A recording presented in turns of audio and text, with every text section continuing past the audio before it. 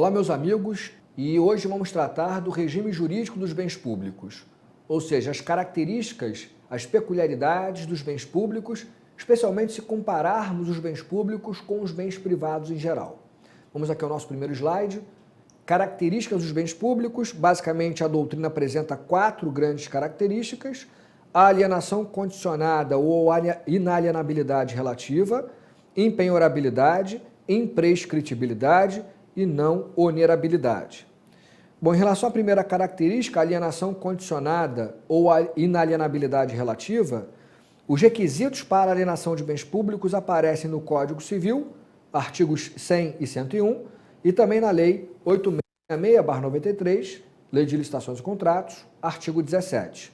Então, resumidamente, os requisitos para a alienação de bens públicos são a desafetação dos bens públicos, a justificativa ou a motivação para a sua alienação, a avaliação prévia dos bens que vão ser alienados, ou seja, quanto vale o bem, qual o valor de mercado do bem, a realização de licitação como regra e a autorização legislativa para a alienação dos bens imóveis.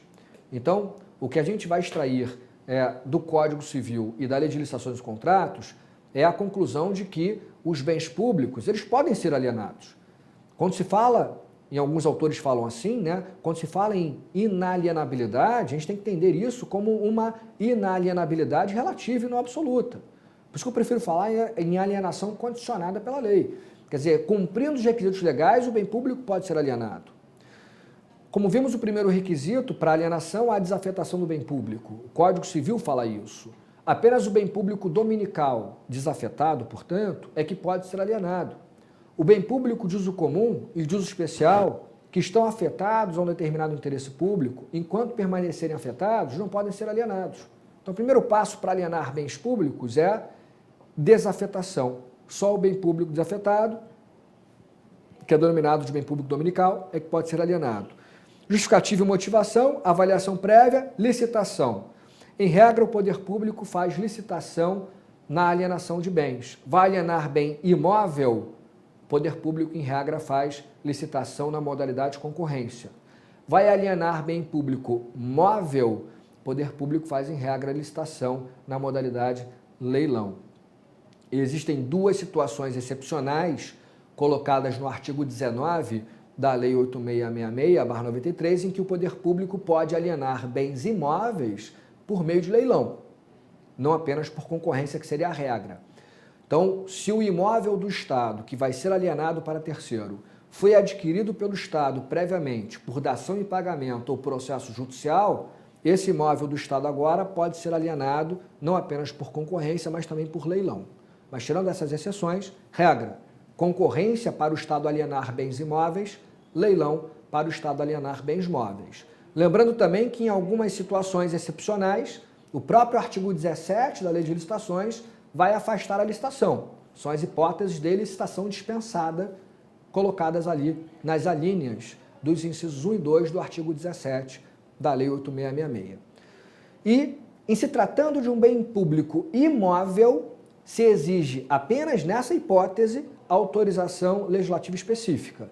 Então, é a lei, na minha opinião, de iniciativa do chefe do Executivo, vai autorizar a alienação do imóvel público. Bom, outra característica dos bens públicos, a impenhorabilidade, aqui no slide. Bem público é impenhorável, não é passível de constrição judicial. Não cabe penhora de bem público. Então, a alienação de bem público, ela depende, como já vimos, do cumprimento dos requisitos legais, o que já afastaria por si só a discussão sobre a penhora de bens públicos. Além disso, a penhora não é possível por conta da continuidade do serviço público. A penhora do bem levaria, na prática, à alienação forçada em juízo desse bem, e o valor arrecadado seria utilizado para pagar o credor. Ora, sem aquele bem público, haveria uma descontinuidade do serviço a ele atrelado. Além disso, a própria ideia do precatório e da requisição de pequeno valor, RPV, que são procedimentos colocados na Constituição Federal para que o poder público pague aquilo que é devido por força de decisão judicial transitada em julgado, a própria necessidade precatória ao RPV para pagamento de credores por parte do Estado já afastaria a penhora, porque se pudesse haver a penhora, o credor seria beneficiado com a alienação forçada do bem e, entre aspas, furaria a fila do precatório do RPV, receberia antes de outros credores que estão esperando na fila. E, além disso, para fechar, a própria legislação infraconstitucional, o Código de Processo Civil hoje, estabelece um rito diferenciado para execução contra a fazenda pública. Nós temos os artigos 534 e 535, que falam da execução por título judicial, e o artigo 910, que fala da execução por título extrajudicial, e o CPC não prevê a penhora de bem público como um mecanismo de pagamento de credor. Então, para pagar credor, o poder público que tem bens públicos vai pagar através do precatório RPV. Essa seria a regra geral. Outra característica, a imprescritibilidade. Aqui no slide. Não cabe uso capião de bens públicos. Essa vedação ao uso capião de bens públicos aparece na Constituição, artigo 183, parágrafo 3º e 191, parágrafo único. Aparece também no artigo 102 do Código Civil, no artigo 200 do Decreto-Lei 9760 de 46, e é uma questão hoje sumulada no STF. A súmula 340 do STF impede o uso capião de qualquer bem público, seja dominical, de uso comum ou de uso especial, não caberia uso capião de nenhum bem público. Eu apresento no meu curso uma controvérsia em relação a essa tese majoritária. Eu sustento a tese, por enquanto minoritária, mas existem outros autores que também vão nessa linha, enfim, mas é uma tese minoritária por enquanto, de que se poderia pensar no uso capião de bens públicos dominicais, porque eles não atendem à sua função social, não estão afetados ao interesse público primário específico. Então, nesse caso, a gente poderia fazer uma ponderação de interesses para dizer, olha, se esse bem público não atende à função social, ele não vai ser protegido pelo ordenamento jurídico. E num detrimento, ou numa comparação, num conflito, de um lado, o bem público dominical que não tem interesse público primário ainda sendo satisfeito, apenas o interesse financeiro do Estado por conta do seu bem. E de outro lado, o direito à moradia, a dignidade pessoa humana e outros direitos fundamentais ao lado daquele que ocupa o bem pelo prazo do uso capião, me parece razoável sustentar que prevaleceria a dignidade pessoa humana, os direitos fundamentais à moradia, etc., para admitir ali o uso capião de bem público dominical.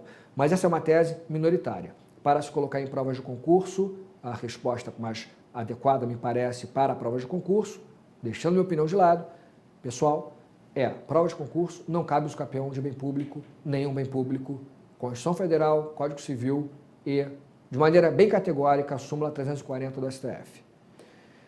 Para fechar, a última característica, a não onerabilidade.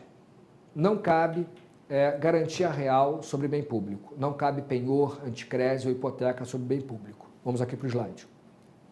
Essa é uma característica apontada por vários autores, o professor José dos Santos Carvalho Filho, a professora Maria Silvia Zanello de Pietro e outros autores apontam essa característica. O bem público não pode ser dado em garantia real porque o bem público ele tem como característica a inalienabilidade. Então eles interpretam dessa maneira.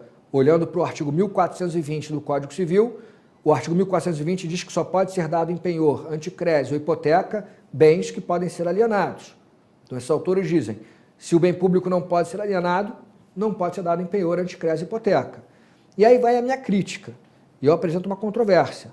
Na minha opinião, seria razoável admitir a possibilidade de onerabilidade dos bens dominicais. Você pudesse dar em garantia real um bem dominical. Por quê, Rafael? Porque se o 1420 do Código Civil diz que pode ser dado em penhor, anticrese e hipoteca, bem que pode ser alienado, ora, nós vimos hoje, o bem público ele pode ser alienado, se cumpridos os requisitos legais. Então você imagina a situação hipotética em que o poder público cumpre os requisitos legais para alienação.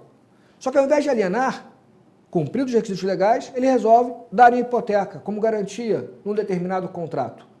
Ora, quem pode o mais pode o menos. Se eu cumprir os requisitos para alienar, ao invés de alienar, eu posso dar em garantia real. Eu não vejo problema nenhum.